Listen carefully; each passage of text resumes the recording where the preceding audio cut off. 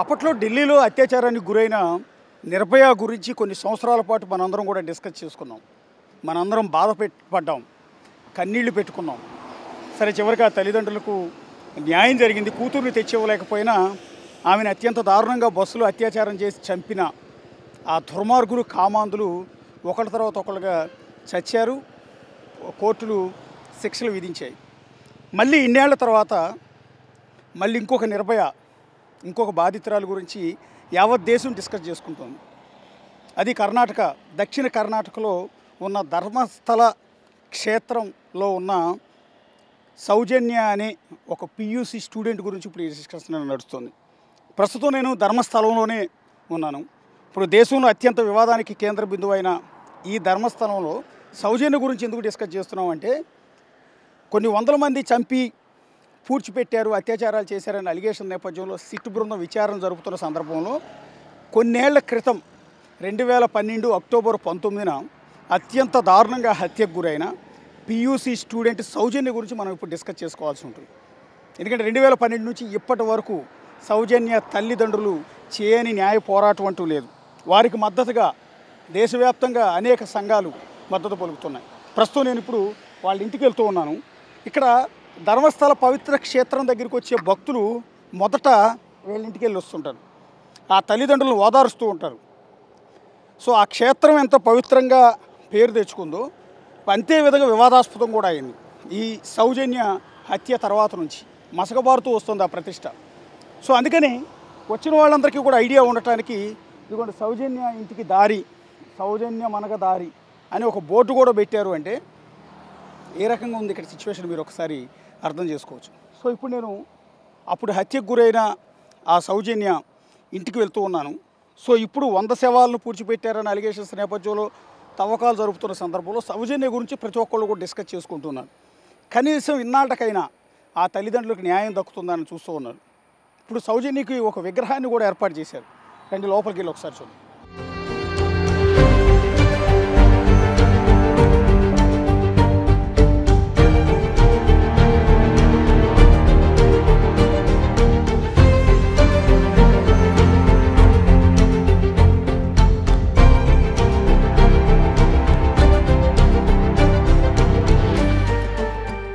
ధర్మస్థల మంజునాథ స్వామి temple పక్కనే కొంత అడవి ప్రాంతంలో మాదిరిగా ఉంది.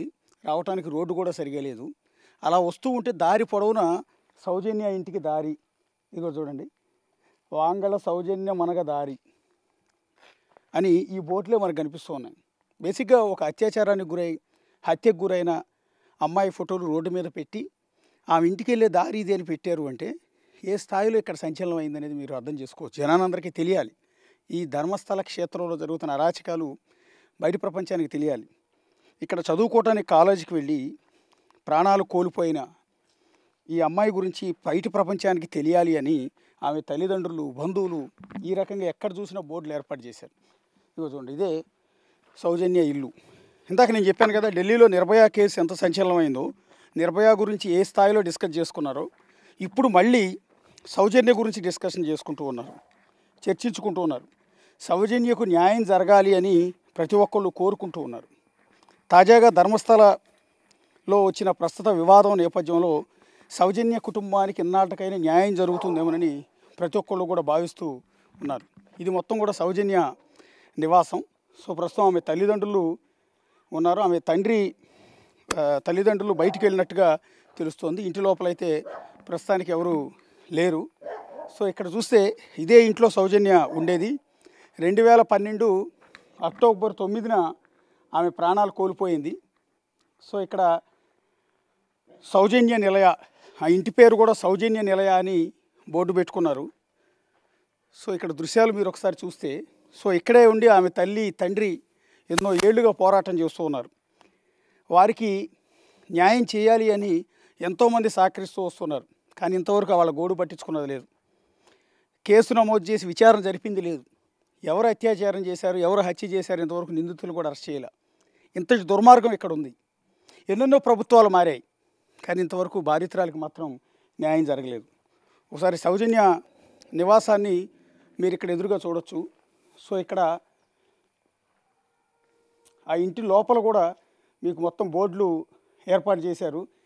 జస్టిస్ ఫర్ సౌజన్య అని ఇంట్లో బోర్డులు కూడా ఏర్పాటు చేశారు. ప్రస్తుతం సౌజన్య తల్లి అందుబాటులో లేరు. ఒకసారి ఇల్లు అయితే చూద్దాం సౌజన్యది. సో ఇక్కడ సౌజన్యకి సంబంధించి జస్టిస్ ఫర్ సౌజన్య ఇక్కడ ఒకసారి చూస్తే ధర్మో రక్షతి రక్షితః అని పెట్టి కన్నడలో రాశారు. బేసిక్ ఇది మనకు అర్థమవుతుంది. మన మಗಳು సౌజన్య న్యాయగి, మన మనదల్లి సౌజన్య, జస్టిస్ ఫర్ సౌజన్య పోస్టర్ అభియాన అంటూ ఇది మెన్షన్ చేశారు. ఈ సౌజన్యకి న్యాయం జరగాలి అని ఎంతోమంది ఇప్పటివరకు కూడా పోరాటం చేస్తూనే ఉన్నారు. ఈ ఇంటి పేరు కూడా సౌజన్య నిలయ అని క్లియర్గా ఇక్కడ బోర్డు కూడా పెట్టుకున్నారు చూడండి. వాళ్ళ పేరెంట్స్ అంతా కూడా బహుశా వాళ్ళ తాతగారు అనుకుంటాను. ఇక్కడ ఆయన కూడా ఉన్నారు. సో ఇక్కడ ఇంటి లోపల ఒకసారి చూస్తే మొత్తం సౌజన్య ఫోటోలతోనే నిండిపోయి ఉంది. సో ప్రస్తుతం ఒకసారి లోపల నుంచి దృశ్యాలు మీరు చూడండి. ఇంటి లోపల సౌజన్య ఫోటోలతోనే నిండిపోయి ఉన్న దృశ్యాలు కూడా మీరు ఇక్కడ గమనించవచ్చు. ఎంటైర్ సౌజన్య ఫోటోలు. వాళ్ళ తల్లిదండ్రులు అల్లారు ముద్దుగా పెంచుకున్న సౌజన్య ఇప్పుడు ప్రాణాలతో లేదు. ఇప్పుడు కాదు, 2012 నుంచి ఇప్పటి వరకు లేదు. ఇక్కడ సౌజన్య ఫోటో, ఇక్కడ సౌజన్య ఫోటో. బహుశా ఇది సౌజన్య బంధువులది అనుకుంటాను. బహుశా పూర్తి వివరాలు అయితే ఇంకా మనం లేదు. ఫ్యామిలీ మెంబర్స్ని మాట్లాడదాం అనుకున్నాను కానీ ఎక్కడ వాళ్ళు ఎవరు అందుబాటులో లేరు. ఇక ఇక్కడ దేవుడి ఫోటోల్లో కూడా, దేవుడి ఫోటోల పక్కన కూడా మొత్తం సౌజన్య ఫోటోలే ఉన్నాయి చూడండి. ఇది చూడండి, సౌజన్య, ఇదిగో సౌజన్య, ఇదిగో సౌజన్య. ఎక్కడ చూసినా కూడా మొత్తం సౌజన్య ఫోటోలే మనకి ఇల్లంతా కూడా కనపడుతూ ఉంటాయి. ఇక్కడ కూడా మీరు చూస్తే సౌజన్య కోసం చేసిన న్యాయ పోరాటాలు, ఆమె ఏ విధంగా హత్యకు గురైంది మొత్తం ఎంటైర్ కన్నడ భాషలో రాసి ఇక్కడ ఒక బోర్డు పెట్టుకున్నారు. సో ఇల్లంతా కూడా ఎక్కడ చూసినా సౌజన్య సౌజన్య సౌజన్య. మా బాధితురాలకి ఎంతటి అన్యాయం జరిగిందో మీరు ఇక్కడ ఒకసారి చూడవచ్చు. ఇది ఇక్కడ సౌజన్య, అక్కడ చూడండి, ఇక్కడ సౌజన్య ఫోటో, ఇక్కడ సౌజన్య గుర్తులు, సౌజన్య జ్ఞాపకార్థం ఏర్పాటు చేసుకున్న ఫోటోలు. ఇక్కడ చూడండి సౌజన్య స్మారకం సందర్భంగా ఏర్పాటు చేసిన సభల్లో ఇచ్చిన గుర్తింపు కార్డులు. ఇవన్నీ కూడా చూస్తే మీరు ఎంటైర్ సౌజన్యకి న్యాయం జరగాలి అనేది అప్పటి నుంచి ఇప్పటి వరకు పోరాటం చేస్తూనే ఉన్నారు. ఇక్కడ సౌజన్య ఫ్యామిలీ ఫోటో కూడా మీకు ఇక్కడ కనపడుతుంది. ఎంటైర్ ఫ్యామిలీ ఫోటో పెట్టారు. అప్పట్లో సౌజన్యకు వచ్చిన అవార్డులు, చదువుకున్నప్పుడు వచ్చిన అవార్డులన్నింటినీ కూడా ఇక్కడ ఏర్పాటు చేశారు. సో ఆమె గుర్తులన్నింటినీ కూడా దాచుకుని ఇంట్లో, సో ఇప్పటికీ కూడా సౌజన్యని గుర్తు తెచ్చుకుంటూ ఉన్నారు. సౌజన్య లేదు, సౌజన్యకి ఇంతవరకు న్యాయం కూడా జరగలేదు. ఇంతటి దారుణం, ఇంతటి దుర్మార్గం బహుశా దేశంలో ఇంకెక్కడా జరిగి ఉండదు. ఇక్కడ మాత్రమే అలా జరిగి ఉంటుంది. అంతేకాకుండా సౌజన్యకి వాళ్ళ తల్లిదండ్రులు ఒక విగ్రహాన్ని ఏర్పాటు చేశారు. ఒక గుడిలాగా భావించి, ఆమెను ఒక దేవతలాగా భావించి అక్కడ ఫోటో పెట్టుకున్నారు. వచ్చిన జనం అంతా కూడా సౌజన్య తల్లిని పరామర్శించి వెళ్ళి ఆ విగ్రహం దగ్గరికి వెళ్ళి చూసి వస్తున్నారు. ఒకసారి విగ్రహం దగ్గరికి వెళ్దామండి.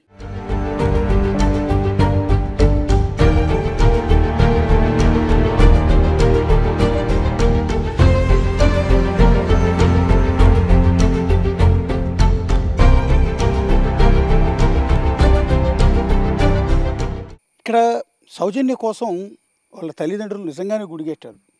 ఒక విగ్రహాన్ని ఏర్పాటు చేసుకున్నారు. ప్రతిరోజు వచ్చి అందులో పూజలు చేసుకుంటూ ఉన్నారు. కూతుర్ని తలుచుకుని, కూతురుతో ఉన్న జ్ఞాపకాలు, కూతురికి జరిగిన అన్యాయాన్ని తలుచుకుని ఇక్కడ బాధపడుతూ ఉన్నారు. సో ఈరోజు సౌజన్య బతికుండి ఉంటే ఎంత హ్యాపీగా మనతో పాటు ఉండేది అని కుమిలిపోతూ ఉన్నారు. పర్టికులర్గా వాళ్ళ తల్లి అల్లాడిపోతోంది. ఎక్కని గడపలేదు, తిరగని చోటు లేదు, అడగని పోలీసు లేరు. ఎంతమందిని అడిగిన సౌజన్యకి ఇంతవరకు న్యాయం జరగలేదు. సో ఇప్పుడు ఇక్కడ ఇది ఇంత పెద్ద ఎత్తున కటౌట్ లాగా పెట్టుకున్నారు సౌజన్యని పెట్టుకుని. సో ఇక్కడ ఆమెకు సంబంధించి ఏర్పాటు చేసిన విగ్రహాన్ని కూడా మీరు ఎదురుగా దృశ్యాల్లో చూడవచ్చు. సో ఈ విధంగా విగ్రహాన్ని పెట్టుకుని పూజలు చేసుకుంటూ ఉన్నారు. సో వాళ్ళంత పవిత్రంగా తమ కూతుర్ని భావిస్తూ ఉన్నారు. ఇక్కడ చూడండి. సో ఇక్కడ పెద్ద కుందు ఏర్పాటు చేశారు. వచ్చి దీపారాధన చేసుకుంటూ ఉన్నారు. సో ఒక దండ కూడా వేశారు. ఇదిగో సౌజన్య విగ్రహం. ఇక్కడ పేరు కూడా మీకు కనపడుతుంది, సౌజన్య అని. సో వచ్చి ప్రతిరోజు ఉదయం సాయంత్రం దీపారాధన, ఇప్పుడు కూడా దీపం వెలుగుతోంది. ఇక్కడ చూస్తే అంటే ఒక చరిత్రలో మర్చిపోలేని ఘట్టం ఈ సౌజన్య మరణం. అత్యంత కిరాతకంగా దారుణంగా కామాంధులు ఆమెను అత్యాచారం చేసి చంపేశారు. దారుణమైన స్థితిలో ఒంటి మీద బట్టలు కూడా లేని దశలో తల్లిదండ్రులు ఆమెను చూసుకున్నారు. ఇది ఇప్పటి ఘటన కాదు, ఎప్పుడో 2012 నాటి ఘటన, అక్టోబర్ 9న జరిగిన ఘటన. అక్కడ పేరు కూడా మీరు ఒకసారి చూడండి. ఆమె కూర్చున్న పొజిషన్లో ఒక దేవతామూర్తి మాదిరిగా వాళ్ళు ఆ విగ్రహాన్ని ఏర్పాటు చేసుకున్న దృశ్యాలన్నీ కూడా గమనించవచ్చు. 2012 అక్టోబర్ 9న ఆవిడ ఇక్కడే మంజునాథేశ్వర ఆలయంలో పియూసి చదవటానికి క్లాస్కి వెళ్ళింది. స్కూల్కి వెళ్ళిన ఆవిడ మళ్ళీ ఆ తర్వాత తిరిగి రాలేదు. సో కూతురు కోసం వస్తుందని ఎదురు చూసిన తల్లిదండ్రులకు నిరాశ ఎదురైంది. అప్పటికి ఆమె వయసు 17 సంవత్సరాలు, కేవలం 17 సంవత్సరాలు.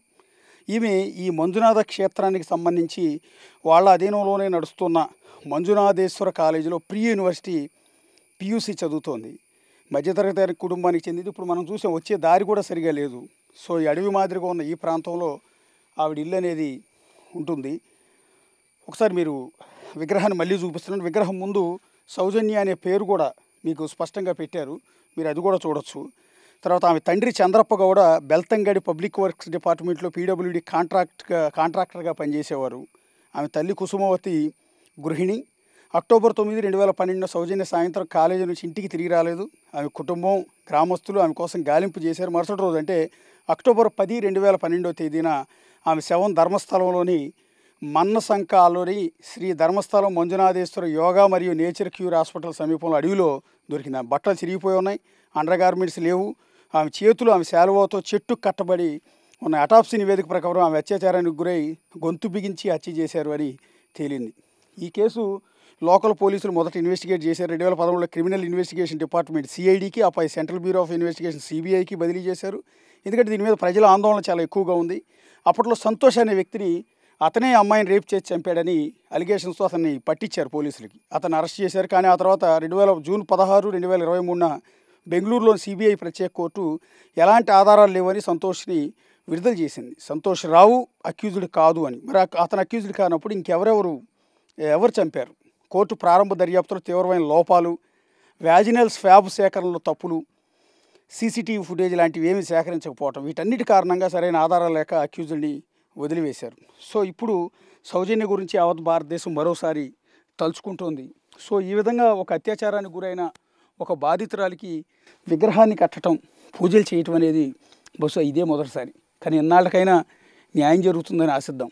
సో అందుకని బిగ్ టీవీ వెతుక్కుంటూ సౌజన్య ఇంటి దగ్గరికి వచ్చింది. ఆమె తల్లితో మాట్లాడే ప్రయత్నం చేశాం, కానీ ఆమె ప్రస్తుతం అయితే అందుబాటులో లేదు. కెమెరా పర్సన్ రాజుతో కలిసి అశోక్, బిగ్ టీవీ, ధర్మస్థల సౌజన్య నివాసం నుంచి.